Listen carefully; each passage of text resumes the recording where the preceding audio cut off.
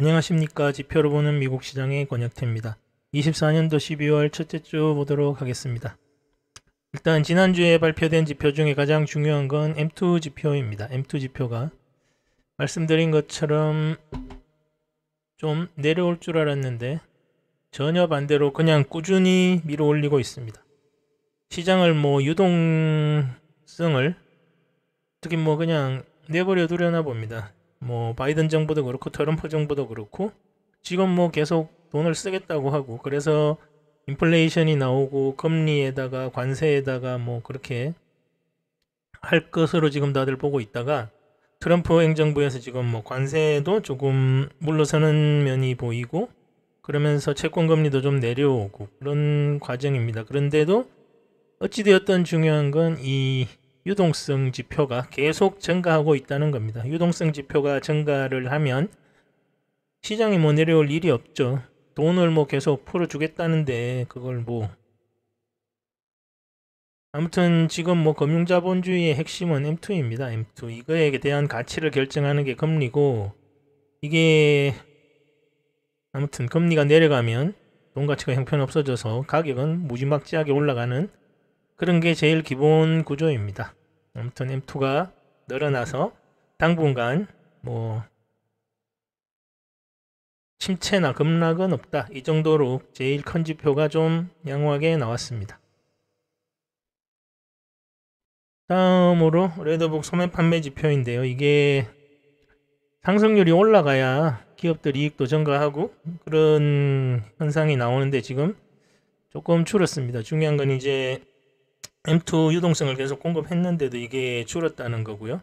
기업들 이익에 좀 문제가 있죠. 이 3분기 결과를 보면 가이던스가 대부분 좋게 나온 기업이 없습니다. 그 점이 제일 중요합니다. 다음으로 30년 담보대출 금리인데요. 조금 전에 말씀드렸던 것처럼 트럼프 행정부의 관세라든지 이런 것들이 조금 한 발씩 물러서면서 채권 금리가 좀 많이 내려왔습니다. 그러면서 따라서 장기물 금리도 그냥 내려온 겁니다. 그래서 지수도 조정보다는 한 2% 정도로 상승하며 주간 마감했습니다.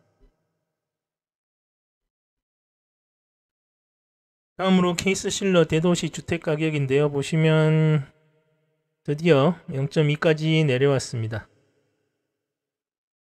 이게 이제 CPI에서 한 42% 차지하고요. PC에서도 한 32, 33 차지하는데 지금 0.2에 수렴하면 있다. 이 얘기는 다음 달 나오는, 다음 달이 아니라 12월 이번 달이죠. CPI와 PC 이게 되게 매우 좋게 나올 가능성이 높다는 얘기입니다. 이게 거의 30에서 절반가량 차지하는 지표라서, 물론 주택가격 인덱스가 훨씬 더 가깝죠. 근데 이제 대도시 20개 대도시 가격 위주의 케이스 실러 지수는 그래도 아무래도 대도시 월세라든지 이런 것과 더 연관성이 깊기 때문에 아무튼 물가 지표는 되게 좋게 나올 것 같습니다.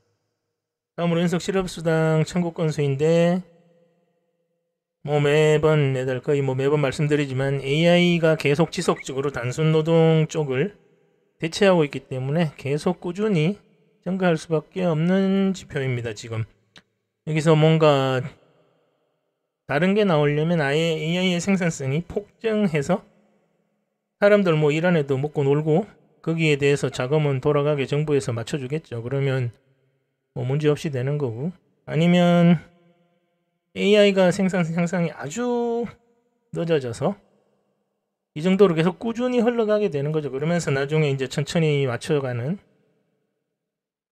그런데 어찌되었든 제일 안 좋은 게 어정쩡하게 향상이 되면서 뭔가 좀 복잡하게 꼬이고 중간에 또 수많은 정책적 실수들이 일어나고 이러면 이제 제일 안 좋은 상황으로 가겠죠. 하여튼 이 연속 실업수당 청구 건수는 꾸준하게 이렇게 가고, 그러면 연준도 금리를 내릴 수밖에 없고 꾸준히 그런 쪽으로 지금 진행이 되고 있습니다.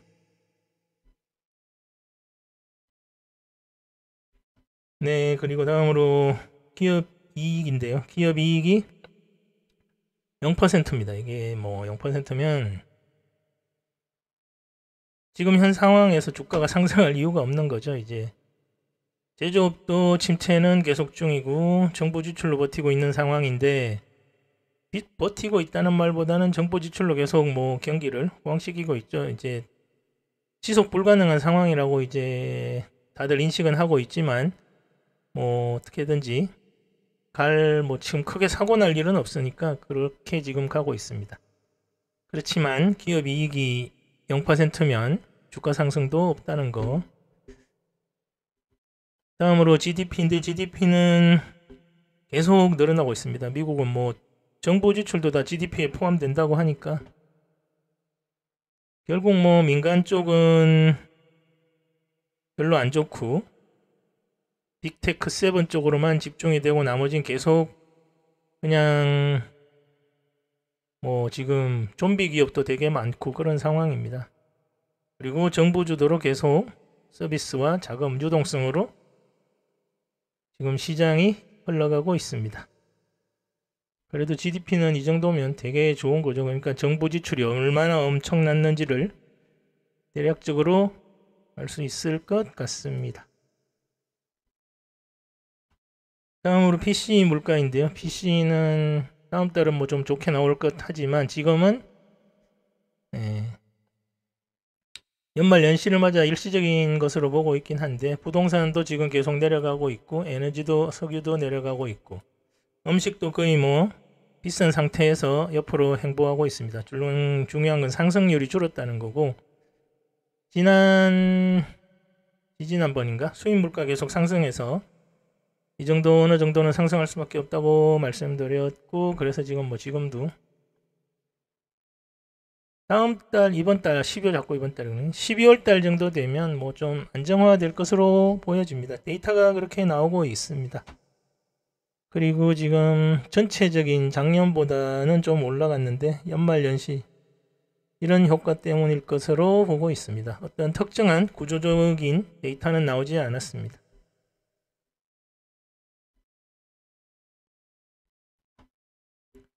이년물 채권 선물 시장인데요.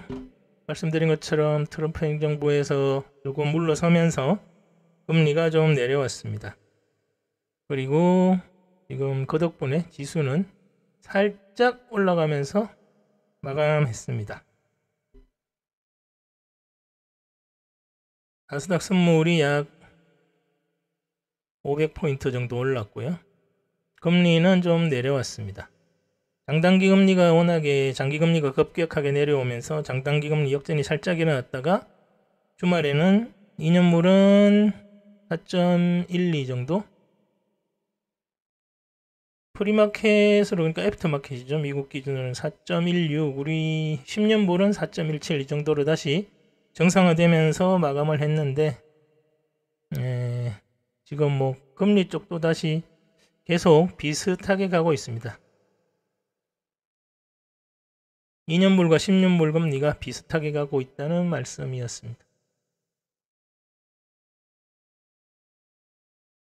네, 그래서 이번 주는 행보를 보고 있고요. 정부라든지 이런 쪽은 계속 긍정적으로 보고 있는데,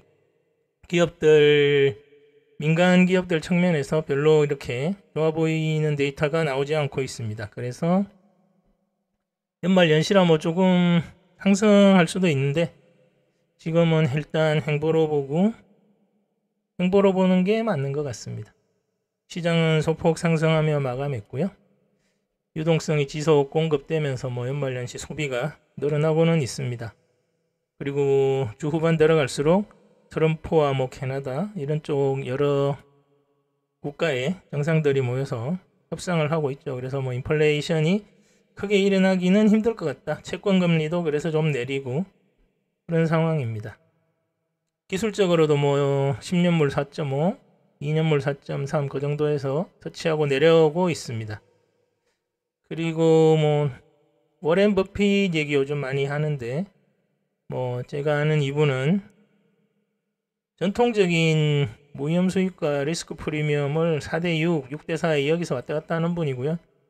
현금을 항상 무위험 차익을 그렇게 가져가기 때문에 내려오면 또 사고, 내려오면 또 사고, 내려오면 또 사고 이런 추세를 많이 보여주는 편입니다. 그리고 지금도 계속 그래서 지금은 뭐 4.5 대 5.5 이렇게 포지션을 잡으신 것 같은데 시장이 계속 올라가니까 지수가 계속 고점을 갱신하지 않습니까? 그러면 4.5를 계속 넘을 수밖에 없고 4.5를 넘을 때마다 현금화를 하시는 거죠.